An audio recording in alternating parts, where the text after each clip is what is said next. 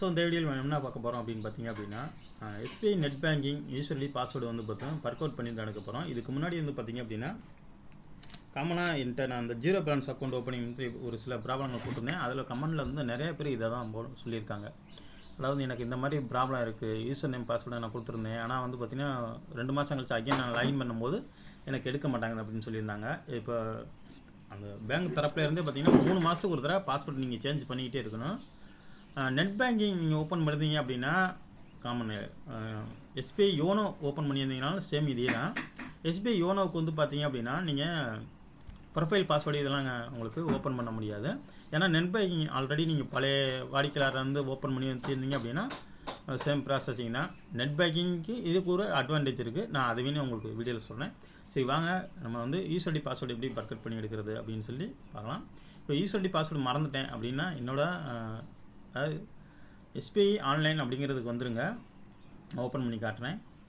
Google குரோமுக்கு வந்துருங்க, அதாவது chrome ப்ரௌசருக்கு வந்துருங்க, அல்லது வந்து உங்கள் டெஸ்க்டாப் லேப்டாப்பில் கூகுள் குரோமுக்கு மட்டும் வந்துருங்க, வேறு எந்த ப்ரௌசர்லையும் வராதிங்க.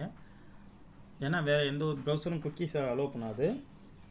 சேம் இதுவும் அதே மாதிரி தான். இது வந்து பார்த்திங்கன்னா ஒரு சில இதுக்கு வந்து பார்த்திங்கன்னா அலோவ் பண்ணால் நமக்கு பெஸ்ட்டாக இருக்கும். அதனால் எஸ்பிஐன்னு டைப் பண்ணிடுங்க. நீங்கள் எஸ்பிஐ டைப் பண்ணிட்டீங்க அப்படின்னா ஃபஸ்ட்டில் வர state bank of India click பண்ணிடுங்க, பர்சனல் பேங்கிங் கிளிக் பண்ணிடுங்க, இல்லை கண்டினியூ டு லாகின் கிளிக் பண்ணிடுங்க. இந்த இடத்துல யூசர் ஐடி பாஸ்வேர்டு கேட்க உங்களுக்கு தெரிஞ்சு இந்த இடத்துல போடுங்க, இல்லை அப்படி இல்லை விட்டுருங்க. இந்த இடத்துல வந்து forgot user name login password அப்படின்ட்டு கிளிக் பண்ணிடுங்க. இது மாதிரி பாப்அப் விண்டோ ஒன்று ஓப்பன் ஆகும், இதை நம்ம ஜூம் பண்ணிக்கலாம். இப்போ இந்த இடத்துல வந்து நீங்கள் எதை ஃபர்கட் பண்ண போகிறீங்க, யூசர் ஐடினா யூசர் ஐடி எடுத்துங்க, நான் வந்து பாஸ்வேர்டு தான் எடுக்கிறேன், நான் பாஸ்வேர்டை எடுத்துக்கிறேன். நீங்கள் யூசர் ஐடி அல்லது வந்து பார்த்தீங்க அப்படின்னா வேறு லாகின் அது நிறையா இருக்குது, 4 ஆப்ஷன் இருக்குது. அதில் பிரான்ச்சில் நீங்கள் எது பண்ணுறதுனாலும் பண்ணிக்கலாம். நீங்கள் வந்து நம்ம ஆன்லைன்லேயே இப்போயே பண்ண போகிறோம். அதனால் வந்து பார்த்திங்க அப்படின்னா நம்ம பாஸ்வேர்டை மட்டும் எடுத்துக்கலாம். இந்த இடத்துல வந்து உங்களோட நெட் பேங்கிங் யூசர் ஐடி இருக்கும், அதாவது யோனோ வச்சுருந்தீங்கனாலும் அதே யூசர் ஐடி உங்களுக்கு என்ன யூசர் ஐடி கொடுத்தீங்களோ அந்த யூசர் ஐடி இந்த இடத்துல டைப் பண்ணுங்கள். கீழே வந்து உங்களோட account number, bank account number உங்கள் இடத்துல இந்த இடத்துல கண்ட்ரியை தேர்ந்தெடுத்துங்க, இந்தியா.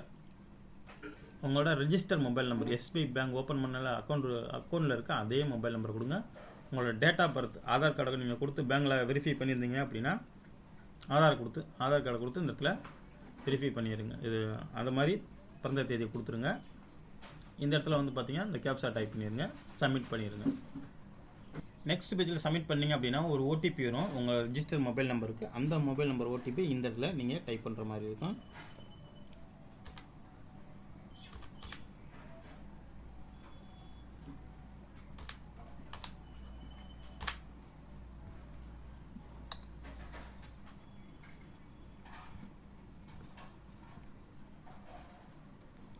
டைம் விட்டு இந்த இடத்துல கன்ஃபார்ம் கொடுத்துருங்க. இந்த இடத்துல உங்களுக்கு 3 ஆப்ஷன் காட்டும். அதாவது வந்து உங்களோட அதாவது ஏடிஎம் கார்டு வச்சுருந்தீங்க அப்படின்னா அதை வச்சு நம்ம யூசர்டி பாஸ்வேர்டை வந்து எடுத்துக்கலாம், பாஸ்வேர்டு எடுத்துக்கலாம். அதே போல் நீங்கள் உங்களோட ப்ரொஃபைல் யூசர்டி பாஸ்வேர்டு இருந்துச்சு அப்படின்னா அதை வச்சு எடுத்துக்கலாம். இல்லாட்டி நீங்கள் ரீசார்ட் பண்ணி நீங்கள் பேங்க்கில் தான் பிரான்ச்சில் தான் போய் வாங்கிக்கணும். அதனால் நம்ம வந்து பார்த்தீங்கன்னா ஏடிஎம் கார்டு என்கிட்ட இருக்குது, அதனால் நான் வந்து ஏடிஎம் கார்டு எடுத்துக்கணும். ஏடிஎம் கார்டை செலக்ட் பண்ணிங்க அப்படின்னா இந்த மாதிரி உங்களுக்கு ஒரு உண்டாகும். நீங்கள் ஒன்றுக்கு மேற்பட்ட கார்டு வச்சுருந்தீங்கன்னா இந்த மாதிரி காட்டும். ஆனால் எனக்கு ஒரு கார்டு தான் இருக்குது, எல்லாம் வந்து பார்த்தீங்கன்னா எக்ஸ்பிரி ஆயிடுச்சு. இப்போ இந்த இடத்துல வந்து எந்த கார்டோ அந்த கார்டை வந்து கிளிக் பண்ணிட்டு இந்த இடத்துல கன்ஃபார்ம் பண்ணிடுங்க. கன்ஃபார்ம் பண்ணதுக்கப்புறம் வந்து பார்த்தீங்கன்னா கார்டோட ஹோல்டர் நேம் கொடுத்துருங்க. இந்த இடத்துல வந்து பார்த்தீங்கன்னா கார்டோட வேலிடிட்டி தேதி, இந்த இடத்துல பின் நம்பர் அப்படின்னா என்னன்னு கேட்டிங்க அப்படின்னா கார்டில் இருக்க உள்ள பின் நம்பரை கொடுத்துறாதீங்க. நீங்கள் ஏடிஎம் கார்டு யூஸ் பண்ணி பணம் எடுத்துருப்பீங்க பார்த்தீங்கன்னா, ஏடிஎம்மில் போய் பணம் போடுவீங்க ஒரு 4 நம்பர், அந்த நம்பரை இந்த இடத்துல என்ட்ரு பண்ணிவிட்டு இந்த இடத்துல கேப்சா பண்ணிவிட்டு இந்த இடத்துல ப்ரொசீட் கொடுத்துருங்க. இந்த இடத்துல நான் ஒரு சில இதை டேட்டா பற்றி வந்து அந்த டேட்டா வந்து ப்ளர் பண்ணி வச்சுருக்கேன். நீங்கள் வந்து பார்த்தீங்க அப்படின்னா இதெல்லாம் கரெக்டாக கொடுத்துட்டு இந்த இடத்துல ப்ரொசீட் கொடுத்துருங்க. இந்த இடத்துல வந்து பார்த்தீங்கன்னா சக்ஸஸ்ஃபுல்லாக ஆயிடுச்சு. இப்போ வந்து கிளிக் பண்ணிக்கோங்க. இடத்துல ஒரு ரெஃபரன்ஸ் நம்பர் தருவாங்க, அதை நீங்கள் எடுத்து வச்சுங்க, இல்லாட்டி விட்டுருங்க. டிஃபால்ட்டாக விட்டிங்க அப்படின்னா நெக்ஸ்ட் பேஜுக்கு அதான் வந்துடும். இந்த பாஸ்வேர்டு வந்து புதுசாக லாகின் பண்ணுற பாஸ்வேர்டு இந்த இடத்துல கேட்டிருக்காங்க, அந்த இடத்துல பாஸ்வேர்டை கொடுத்துருங்க.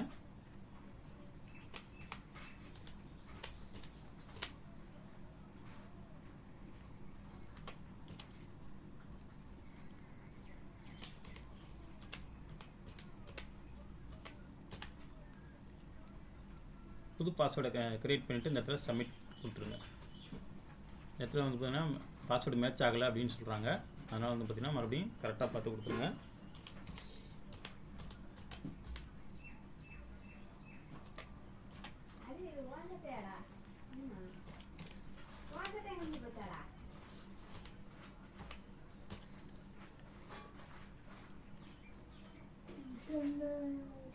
நீங்கள் பாஸ்வேர்டை கொடுத்துட்டே பார்த்தீங்கன்னா ஒரு லாகின் பாஸ்வேர்டு சக்ஸஸ்ஃபுல் சக்ஸஸ்ஃபுல், அதாவது பாஸ்வேர்டு செட் ஆயிடுச்சு. இப்போ வந்து பார்த்தீங்கன்னா இந்த பேஜ் வந்து உங்களுக்கு அப்படியே இருக்கும். அதனால் இந்த பேஜை க்ளோஸ் பண்ணி விட்டுருங்க.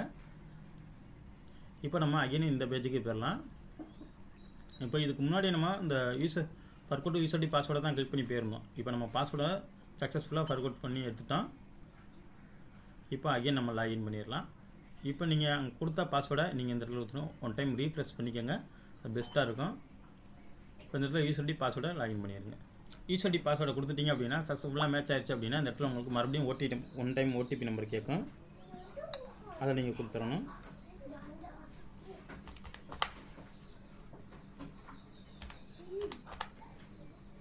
கொடுத்துட்டு சப்மிட் கொடுத்துருங்க.